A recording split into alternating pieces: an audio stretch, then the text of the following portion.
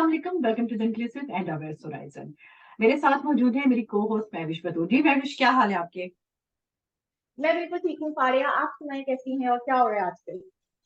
मैं बिल्कुल ठीक महविश। बस आजकल तो हर जगह क्रिसमस की सेलिब्रेशंस ही हैं। किसी मॉल में चले जाओ, दुकान में चले जाओ, बस क्रिसमस डेकोरेशन बिक रही हैं और सेंटा क्लॉज और उससे रिलेटेड सारी चीजें आपको देखने को जी। मिलती हैं। आप बताओ, पाकिस्तान में क्या सेलिब्रेशंस हैं? पाकिस्तान में भी जाहिर है बहुत ज्यादा जो है वो क्रिसमस सेलिब्रेट किया जाता है। ना सिर्फ ये कि हमारी मसीह बरादरी बट ओवरऑल भी अब ओवर द ईयर्स हमने देखा है जो एक जॉयस माहौल होता है क्रिसमस का हम्म। और एक जो सेलिब्रेशन होती है वो हमें नजर आती है। जाहिर है it's very happy occasion. Winters plus Christmas और उसके साथ Christmas tree and Santa and all those thing जो कि बच्चों से लेके बड़ों तक सबको बहुत फैसिनेट फैसिनेट करती है। तो करती हैं। जाहिर है एग्जैक्टली बहुत मजा आता है। And specifically like at this place where I work, तो आपको क्रिसमस ट्रीज नजर आ रहे हैं और आपको जो है वो क्रिसमस कैरल्स हो रहे हैं ऑल दीज थिंग्स, तो आपको बड़ा अच्छा मजा आता है, बड़ा अच्छा लगता है और एक इंक्लूसिव सा माहौल होता है विच इज वेरी नाइस। हम्म। नहीं, ये एक बड़ी अच्छी चीज है कि एक इंक्लूसिव सा माहौल होता है। और बस मेरे ख्याल में पाकिस्तान में एक ही चीज मिस आप लोग करते हो, स्नो। क्योंकि स्नो जो है, snow is an integral part of, is considered as a very important part of Christmas. और जो क्रिश्चियंस हैं या जो लोग क्रिसमस सेलिब्रेट करते हैं, अगर स्नो ना पड़े तो वो बहुत जो है वो उदास होते हैं कि क्रिसमस का मजा नहीं आया। तो ये एग्जैक्टली। चीज है। अच्छा महविश, हम मुझे ये हमने बताओ। उसकी जगह स्मोक को दे दी है तो हम हाँ। स्मोक से काम चला रहे हैं फिलहाल।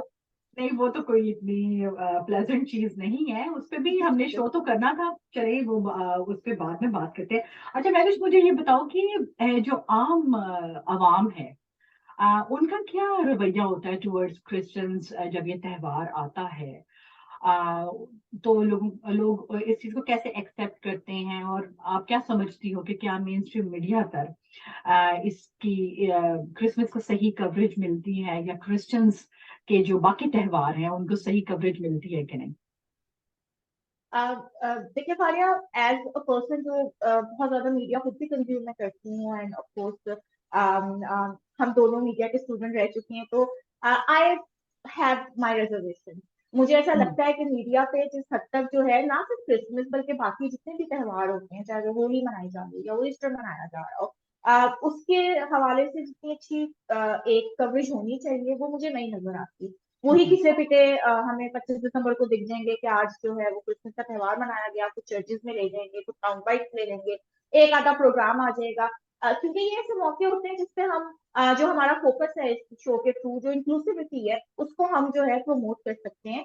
But we don't see that much on media, और उसकी वजह से हमें लगता है, एटलीस्ट मुझे ऐसा लगता है कि जो आने वाली जनरेशन है वो उनमें भी ये चीजें जो है वो अच्छे से इंकलकेट नहीं की जा रही है।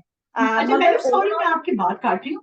अच्छा मैं भी, अगर वो ये नहीं हो रहा तो देखो, इसमें फिर क्रिश्चियंस जो हैं उनका रोल भी तो आता है ना, कि उनको खड़ा होना चाहिए। और अब तो देखो, आप सोशल मीडिया पर कुछ भी दिखा सकते हो, ठीक है? उनका भी यहाँ रोल जो है क्वेश्चनेबल है कि वो क्यों नहीं सामने आते अपने त्योहारों को की सेलिब्रेशन के हवाले से, क्यों नहीं बताते लोगों को। आप देखो, पाकिस्तान में सोशल मीडिया जो है वो एक भगदड़ में लगा हुआ है, ठीक है? हर एक को बस जल्दी है एक खबर पहुंचाने की, ठीक है? जिसकी वजह से बहुत इंपॉर्टेंट टॉपिक्स जो हैं वो रह जाते हैं। तो मेरे ख्याल में ये क्रिश्चियन कम्युनिटी पे भी एक बहुत बड़ी रिस्पॉन्सिबिलिटी आती है कि वो भी सामने आए और अपने त्योहारों को जो है वो अपने त्योहारों उनकी सेलिब्रेशंस को कवरेज दें। आप क्या समझती हो? हाँ बिल्कुल, ये तो मैं कहूंगी, लेकिन उसमें अब हमने आई थिंक सोशल मीडिया ही के थ्रू देखा है कि हमें काफी चीजें पता चलती हैं और क्रिसमस पे ट्रेंड्स भी हो रहे हम्म। होते हैं, people will be sharing their cake design and their Christmas tree, तो उसके थ्रू अब चीजें थोड़ी बेहतर हो रही हैं और वो आई थिंक सोशल मीडिया ने वो पावर प्रोवाइड की है। लेकिन जो हमारा मेन स्ट्रीम मीडिया है उसमें तो मुझे बहरहाल उस हद तक जो है वो ये चीजें नजर नहीं आती। उनका इसके साथ main I stream think media पर तो एंटरटेनमेंट इंडस्ट्री में भी देखो ना, कि आप जब एक घर का कल्चर दिखाते हो तो उसमें भी मोस्टली मुस्लिम्स की ही रिप्रेजेंटेशन होती है, जो कैरेक्टर्स बिल्कुल हैं या बिल्कुल। जो लाइफ स्टाइल है वो भी मुस्लिम का होता है। अच्छा चलो मैं भी और बात करते हैं। मुझे ये बताओ कि छुट्टी जो है क्रिसमस में क्या सब क्रिश्चियंस को मिलती है? और उसका जो राइट है, क्या वो सब क्रिश्चियंस को अवेलेबल है? क्योंकि अगर आप बाकी मुल्कों में कंपेयर करो, जहाँ पाकिस्तानी कई दहाइयों से आबाद हैं और उनकी एक फेयर रिप्रेजेंटेशन पार्लियामेंट्स में भी है, लेकिन स्टिल उनको ईद पर और बाकी त्योहारों पर छुट्टी नहीं मिलती। चाहे उनको पता है कि वो रमजान मना रहे हैं या ईद आने वाली है, लेकिन नहीं मिलती। तो पाकिस्तान में क्या सूरत हाल है इस हवाले से? नहीं, पाकिस्तान में तो टू बी ऑनेस्ट भारत के लिहाज से हम बहुत लकी हैं। जाहिर है 25 दिसंबर को जो है वो छुट्टी मिलती है। और हालांकि 25 दिसंबर की छुट्टी तो किसी हद तक हम इसलिए भी कह सकते हैं कि वो कायदे आजम का भी बर्थ एनिवर्सरी होती है। बट नंदरलेस वी सिर्फ एक गेट छुट्टी मिलती है? बहुत। हाँ जी। सिर्फ एक नहीं, छुट्टी देर आर होती है? Two holidays. There are okay. Two holidays for Christian, there are two holidays. I would still prefer officially? कि जिस तरह। जी। ऑफिशियली? ज्यादातर ऑर्गेनाइजेशन में या तो बेसिकली आपको जैसे इस दफा संडे को फॉल कर रहा है तो मंडे को भी जो आपके क्रिश्चियन स्टाफ होगा उनको छुट्टी होगी। But then we also know कि एक्चुअली जो वो सेलिब्रेट की पीरियड है वो तो पूरे आपके 10 डेज का है। So it kind of start 20th till 31st हम्म। तक रहता है। तो वो भी बड़ा अच्छा हो कि इतने ही अरसे की लंबी छुट्टियां मिले। जरूरी नहीं है आप किसी क्रिश्चियन स्कूल या यूनिवर्सिटी में काम कर रहे हो तभी आपको वो छुट्टियां एंजॉय करने का मौका मिले। अदरवाइज भी I really believe that people who are from the Christian community, they should be given that 10 days of celebratory period. But I guess फिर शायद वो स्टेट के लिए बड़ा डिफिकल्ट हो अच्छा, मैं जाएगा भी आप ये कि बात सब। कह रही हूँ, इन लोगों को तो बाकी मुल्कों में एक भी नहीं मिलती और आपको 10 छुट्टियां चाहिए। तो मेरे ख्याल में जहाँ हम पाकिस्तान की बहुत सी बुरी चीजों को जो है सामने लेकर आते हैं, तो हमें ये चीज अप्रिशिएट भी करनी चाहिए कि जो माइनॉरिटीज हैं उनकी सेलिब्रेशंस पे एटलीस्ट उनको जो है वो ऑफ डेज मिलते हैं। तो ये सफारी इसके साथ अब क्योंकि हम लोगों ने जाहिर है क्रिसमस की बात की है और जब भी हम किसी भी माइनॉरिटी के त्योहार की बात करते हैं तो साथ ये भी बात आती है कि पाकिस्तान में कितनी रिलीजियस फ्रीडम है और कितनी रिलीजियस फ्रीडम नहीं है।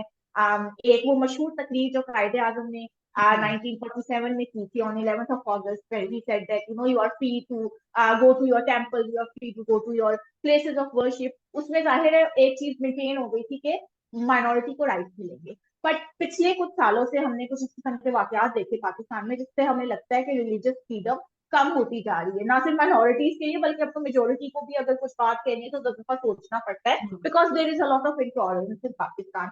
तो आई गेस इसके ऊपर थोड़ी सी बात करने की जरूरत है और इस चीज को जानने की जरूरत है कि हमारे यहाँ जो खासतौर पर मसीही बरादरी है उनको किस किस्म के इश्यूज फेस करने पड़ रहे हैं मुआशरती तौर पे या ओवरऑल जो है वो हुकूमत की क्या जिम्मेदारी बनती है और इसके बारे में प्रोबेबली वी नीड समबडी जो कि हमें गाइड कर सके। मैं भी मेरे ख्याल में जो कॉन्स्टिट्यूशन है वो तो सबको इक्वल राइट्स प्रोवाइड करता है, लेकिन जो कुछ माशरती रवैये या इकदार है वो जो है वो डिस्क्रिमिनेशन लेकर आते हैं, या उसमें वो एक रेसिज्म भी आ जाता है और रिलीजियस डिस्क्रिमिनेशन भी आ जाती है। लेकिन मेरे ख्याल में ये चीज पूरी दुनिया में है। दुनिया में आप कहीं भी देख लो, जहां भी इकलियतें होंगी उनके साथ एक जो एक डिस्क्रिमिनेटरी सलूक है वो होता है। आप देखो कि जो मुस्लिम बच्चे हैं वो स्कूल्स में जाते हैं, किंडरगार्टन में जाते हैं, डे केयर में जाते हैं, लेकिन उनको वो त्योहार मनाने पड़ते हैं और उनको क्रिश्चियनिटी की एजुकेशन दी जाती है।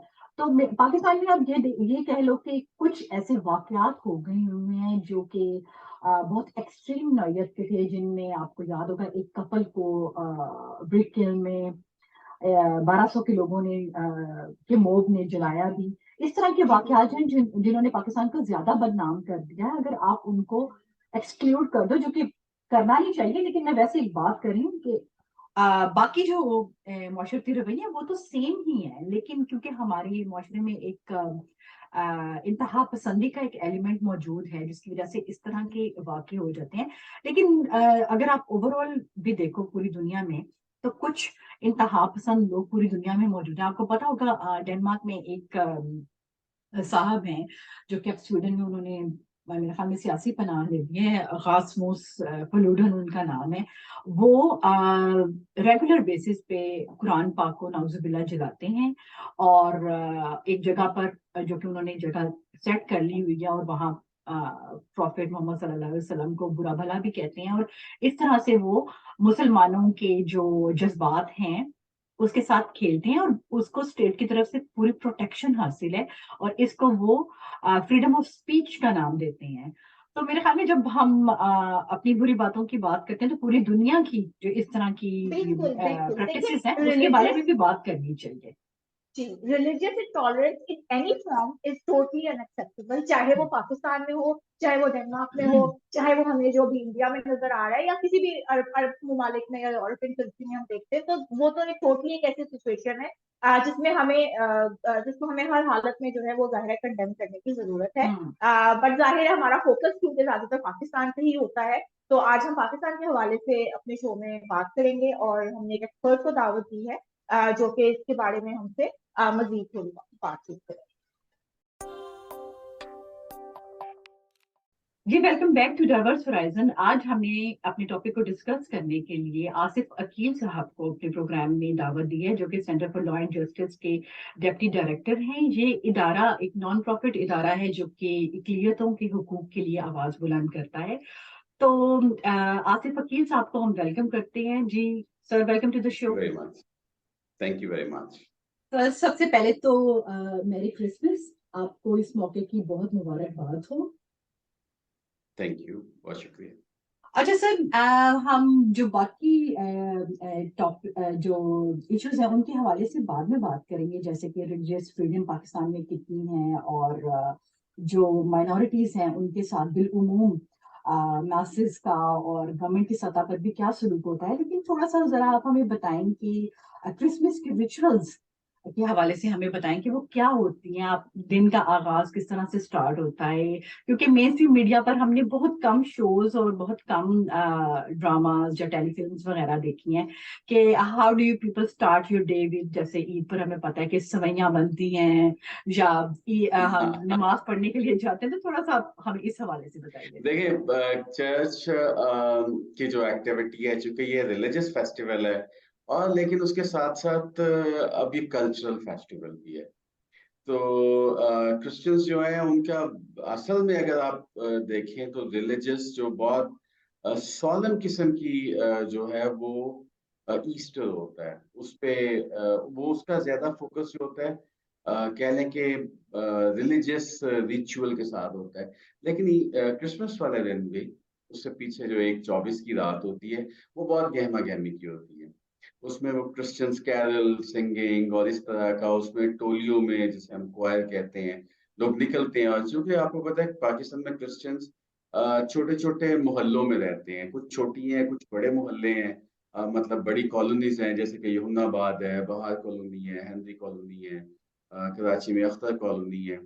तो यहाँ पे फिर बहुत इजीली वो कुछ कुछ ग्रुप्स में घर घर जाके दरवाजा खटखटाते हैं, कोई कुछ दे दे तो तब भी ठीक है, वरना वो एक शोर शराबे की होती है। दूसरी बात ये भी होती है कि स्ट्रीट्स जो है वो सजाई जाती हैं। वो जो मगरिब में आप देखते हैं वो बहुत ही छोटे पैमाने पे, बहुत अपनी सारी हैसियत में रहते हुए तो क्रिश्चियन कम्युनिटी करती है जो 24 की रात है। फिर उसके अगली सुबह को क्रिसमस वाले दिन चर्च जाते हैं, और 24 की रात को भी चर्च जाते हैं। और फिर उसके अलावा जो खाने पीने का केक जो है बहुत इम्पोर्टेंट इंग्रेडिएंट है। अगेन वेस्ट से काफी सारी चीजें ली हैं।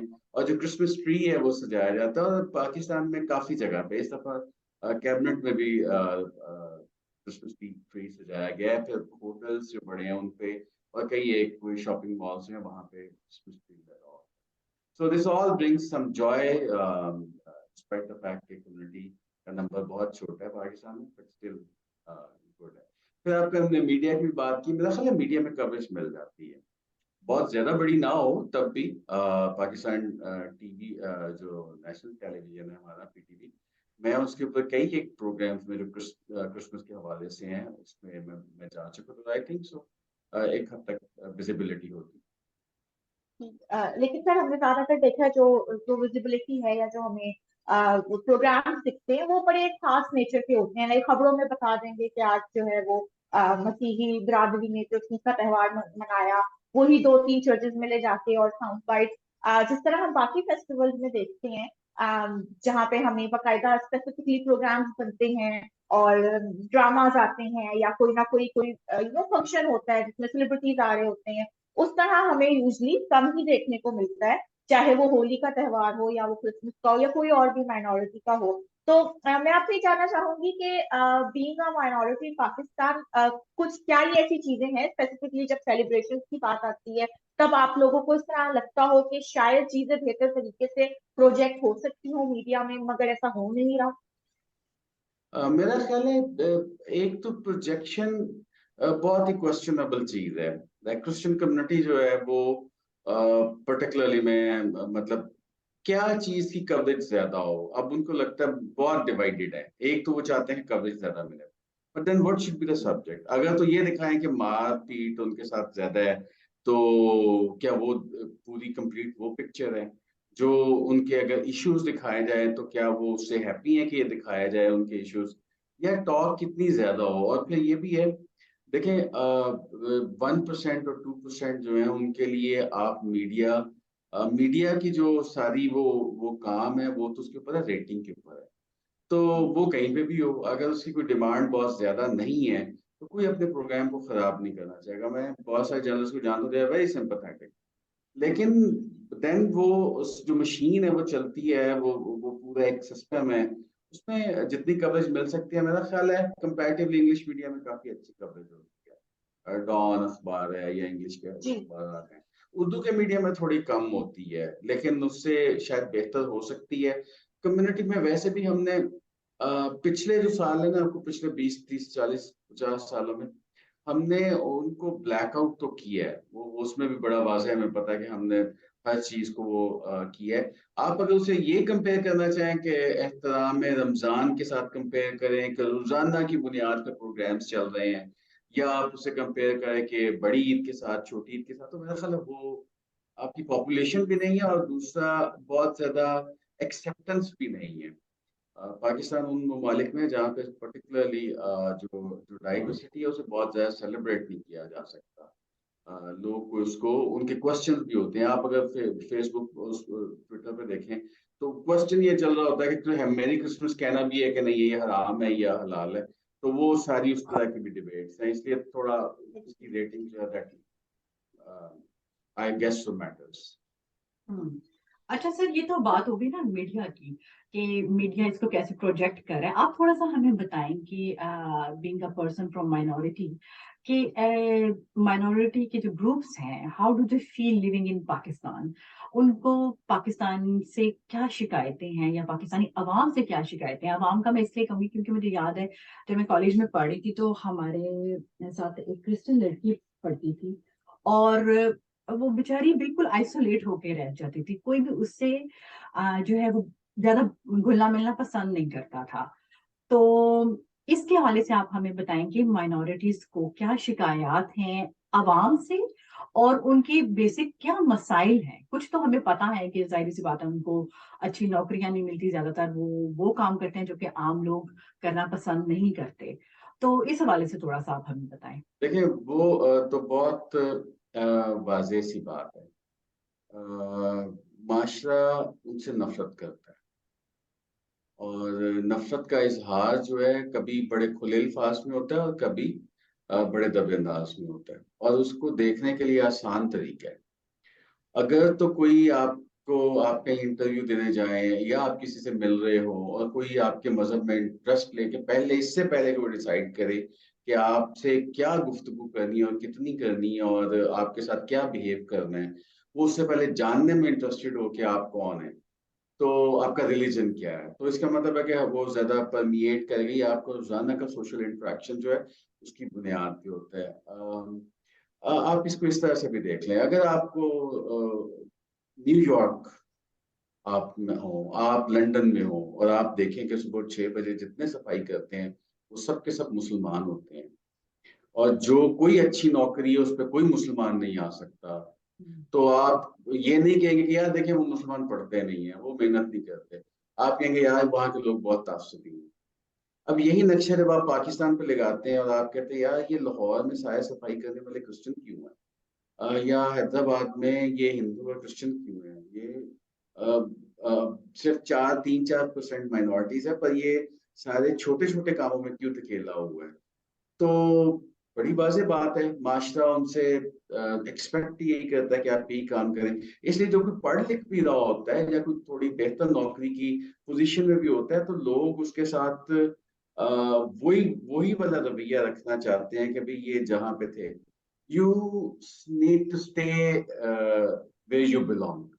आपकी जितनी औकात है बस उसमें रहें। तो ये वाला मैसेज जो है वो मिल जाता है। और हमने अभी एक रिसर्च की है यूएनडीपी के लिए, वी हैव सीन के रिपीटेडली आपको हर आप जिस जगह काम करते हैं, हर आपको हफ्ते में एक दफा कोई ये कह दे कि यार आप बहुत प्यारे हैं, हाँ इतने अच्छे हैं आप, तो बहुत आप मुसलमान क्यों नहीं हो जाते।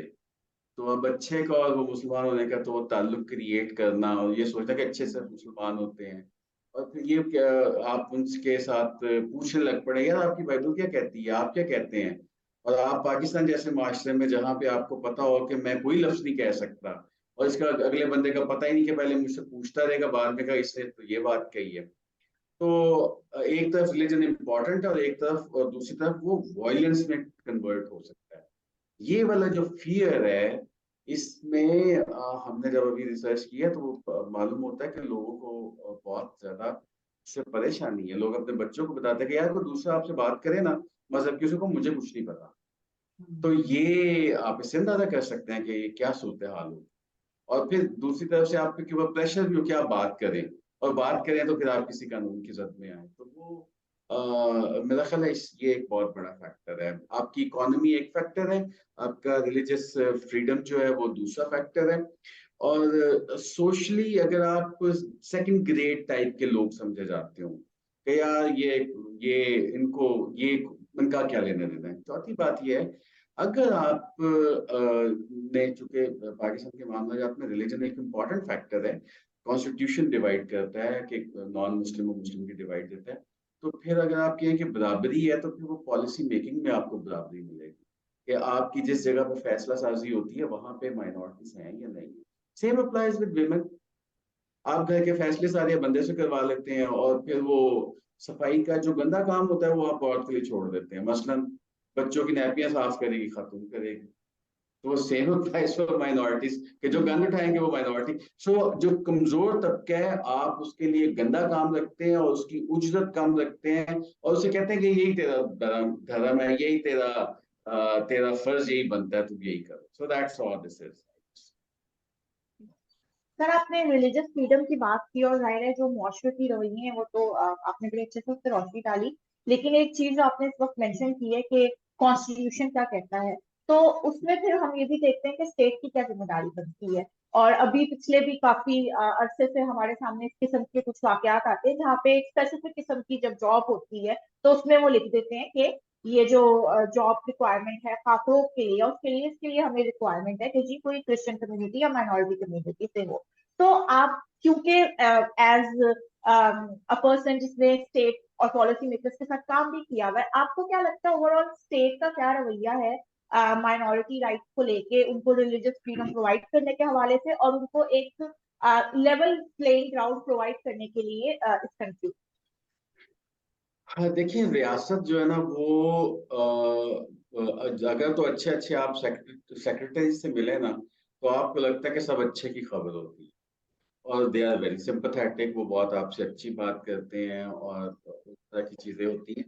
लेकिन आपको एक जो चीज उसमें रहती है कि किस हद तक वो तब्दीली लाने में इंटरेस्टेड है। एक बात, दूसरी बात यह कि रियासत सिर्फ फैक्ट्रीज और बड़े लेवल पे नहीं है। रियासत तो वो भी है जो आपको एक सिपाही मिलता है रास्ते में, या आपको थाने में मिलता है, या आपको इस तरह की चीजें हैं। जब जो रिक्रूटमेंट करता है, जो बंदा आपको दर्जा जहारम के बंदे को गटर में उतार रहा होता है, जो बंदा ड्यूटी लगा रहा होता है कि ये जो गटर में उतरेगा ये क्रिश्चियन होगा, जो उसके ऊपर खड़ा रहेगा वो भी उतना ही अनपढ़ है। दोनों ही अनपढ़ होते हैं, कोई वो बहुत किसी ने पीएचडी तो थोड़ी की होती है। जो ये गटर सफाई कराने वाले ऊपर सुपरवाइजर्स होते हैं वो भी उतने ही तकरीबन जाहिल होते हैं या अनपढ़ होते हैं। बट उनका रिलीजन डिसाइड कर रहा होता है, और ऊपर जो पॉलिसी मेकर्स हैं जो हायर लेवल पे उनको भी पता होता है। तो इसका मतलब है कि ये एक स्ट्रक्चर है, और इसलिए हम आप ये कह सकते हैं कि ये स्ट्रक्चरल इनइक्वालिटीज हैं और ये परमिएटेड इनटू सिस्टम है। इसमें रियासत कितनी इंटरेस्टेड है? आपने वो जो एडवर्टीजमेंट का कहा, कॉन्स्टिट्यूशन कदरे बेहतर है, हम कॉन्स्टिट्यूशन को मैं नहीं ब्लेम करता। मैं एक और भी बात आपसे कहूंगा, मैं जाती तौर पे मुझे कोई इतराज नहीं है पाकिस्तान की के इस्लामी तशख्खुस से। पाकिस्तान इस्लाम के नाम पे बने हैं, लोगों को यहाँ पे इस्लाम को बड़ा वाज़ेह नजर आना चाहिए, आता है ये, दिस मुझे इससे कोई प्रॉब्लम नहीं है।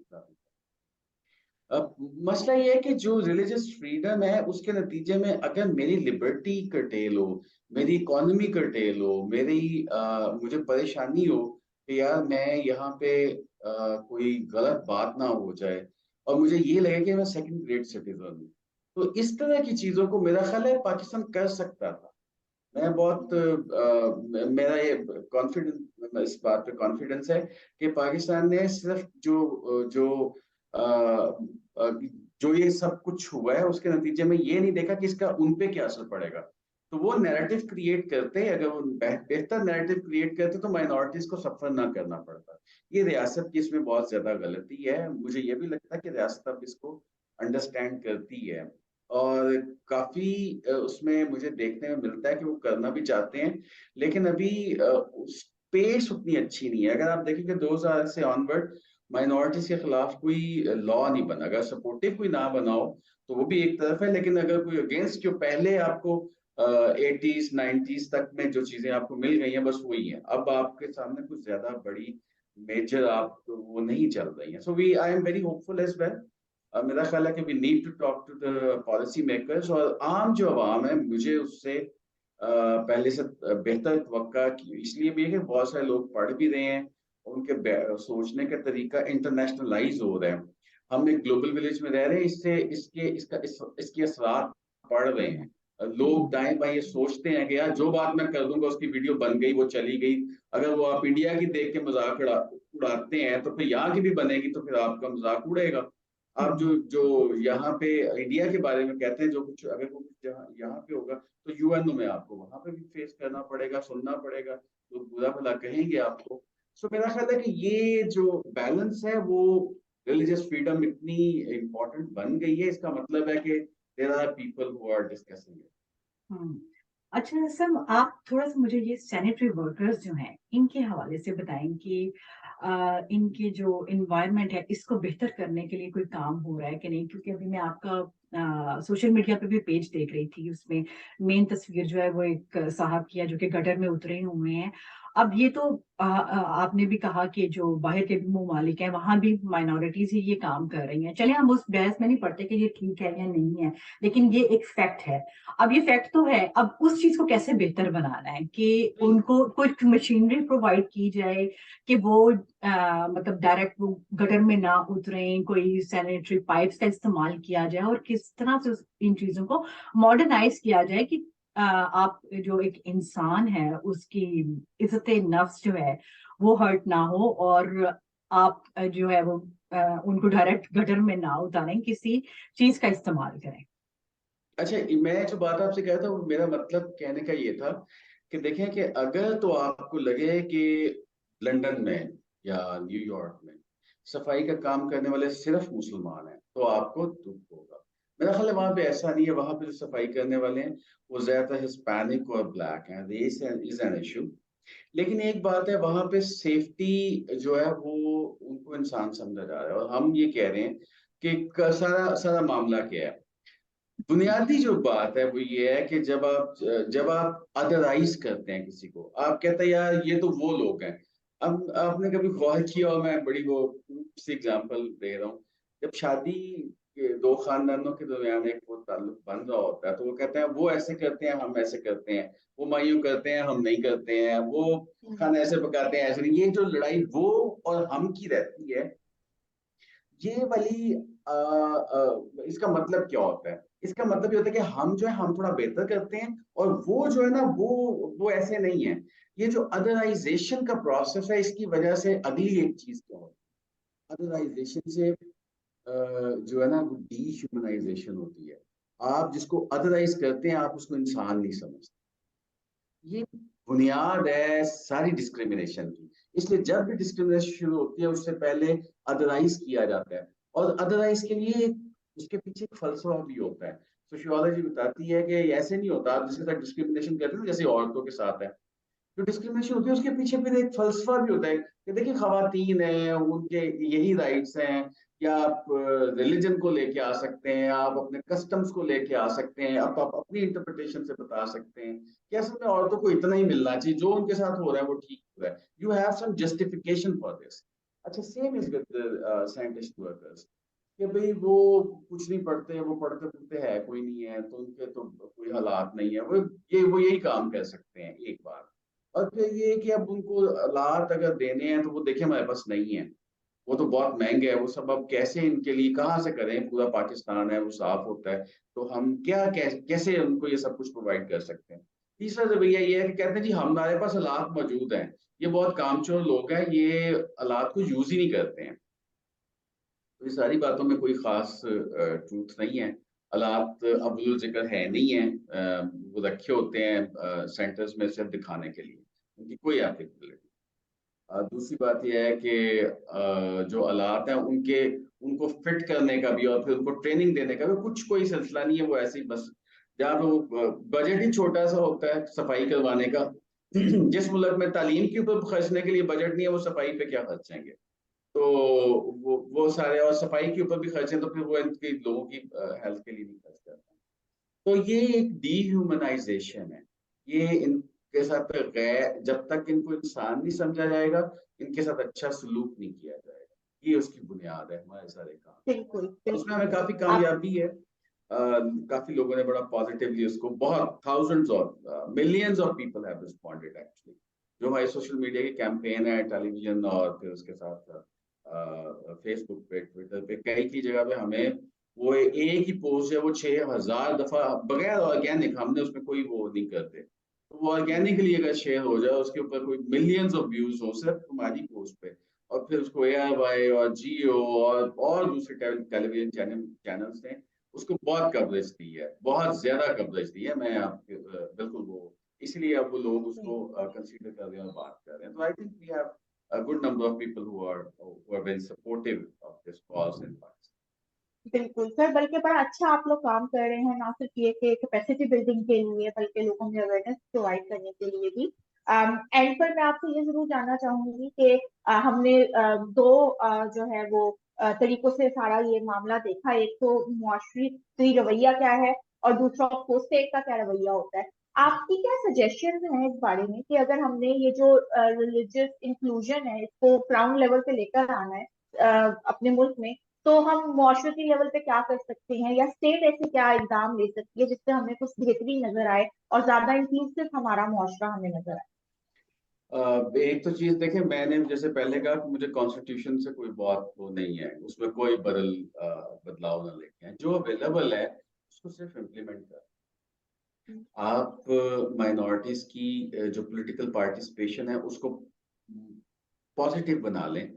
अभी आपने रख ही दिया, अब आपको मगरिब में नहीं मिलता कि यार चूंकि आप किसी और मजहब के हैं तो आपके लिए अलग बंदा होगा, आप उसी को वोट डालेंगे। वहां पे आप देख रहे हैं कि लोग ऊपर भी आते हैं। ठीक है, पाकिस्तान में प्राइम मिनिस्टर नहीं बन सकता, प्रेसिडेंट नहीं बन सकता, इससे कोई खास फर्क नहीं पड़ता। असल मसला है कि जो MP MNA बन सकते हैं वो तो बनाए हैं आप, माशरे को इस तरह से सोच दें कि भाई किसी को वोट डाला जा सकता है जिसका मजहब आप वाला ना हो। ये एक रियासत एक काम ये कर सकती है। दूसरा काम ये कर सकती है कि ये जो टेक्स्ट बुक्स हैं उनमें आप ये बताने के बजाय कि हिंदू मकार हैं और उन्होंने बड़ा किया है, अब मुझे उस सारे के ऊपर लगता नहीं है, हर कोई दूसरे को यही समझ रहा होता है। उसको यही लगता है कि हम बहुत अच्छे हैं और दूसरे जो है बहुत बुरे हैं। मैं चूंकि बायस के कॉन्टेक्स्ट में कह रहा हूँ, वो साइकोलॉजिकली हम सब वो हर एक की उसमें वो फिक्स है, we try to justify ourselves and proving others wrong.